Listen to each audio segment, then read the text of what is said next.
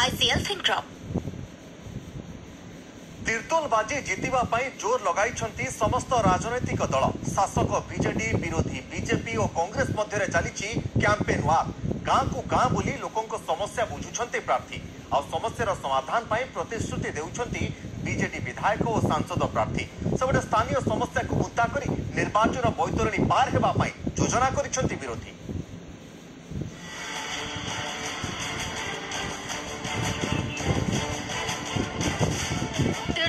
जोर धरलानी निर्वाचनी पारा तीन दल मध्य जोरदार प्रचार ग्राउंड रे लोकों को प्रतिश्रुति देउछंती प्रार्थी।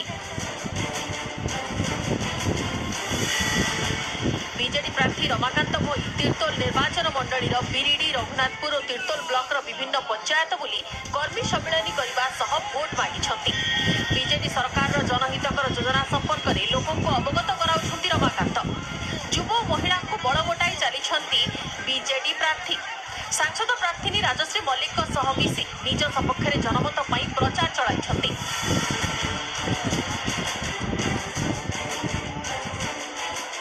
सेपटे बीजेपी प्रचार अभियान को जोरदार करिछि। राजकिशोर बेहेरा विभिन्न अंचल को जाई लोकों विभिन्न प्रसंग में आलोचना जारी रखिछंती। सरकार को दोष दुर्बलता और मोदी ग्यारंटी को पाथेय करी भोट मागुछंती राजकिशोर। आपण माने देखिले आम शोभा यात्रा तीनटा ब्लॉक समस्त कार्यकर्ता मानक नहीं आम गोटे बड़ शोभा यात्रा करूँ। पाखापाखि 5000 ऊर्ध्व बाइक रैली भी सहित मीटिंग स्थल भी 5000 ऊर्ध्व महिला भी उपस्थित थे। तेणु आमर जहाँ निर्देश दि जाइए आम समस्ते मिलमिशी चलू मिलमिशी कम करूँ लोक मान पाखे पहुँचबू निजक लोक मान उत्सर्गीकृत करूँ।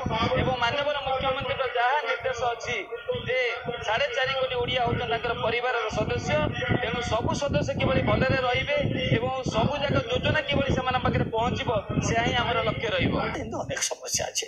तेणु आम जदि भारतीय जनता पार्टी ए निश्चित भाव में हस्तक्षेप कर सरकार को आसिले हंसुआर पुनरुद्धार हो लोक मैंने वर्ष सारा किभली भाव पानी पाइपर और कि समस्या निश्चित भाव में गोटे लाइफ लाइन तैयारी हम तीर्तोल निर्वाचन मंडल हंसुनती आम 100% आशावादी अच्छु। प्रचार मैदान में कांग्रेस पछरे पड़ी नाही। युव चेहरा हिमांशु भूषण मल्लिक प्रचार आरंभ करिछंती। निज गाँव बापा माँ को आशीर्वाद सह अधिष्ठात्री देवी माँ सारला बाबा गोरखनाथ को दर्शन करिछंती। ए अवसर में वरिष्ठ नागरिकों आशीष भिक्षा करथिले हिमांशु। 2024 रे स्थानीय प्रसंग मुख्य मुद्दा हेबो बेरोजगारी चाषी और चाषों को कांग्रेस लोकों को पाखु नेबो। तीर्तोल निर्वाचन मंडली सर्वांगीन उन्नति पाई सबुबेले चेष्टा जारी रहिबो एवं एथर कांग्रेस विजयी हेबो बोली हिमांशु भूषण कहिसंती।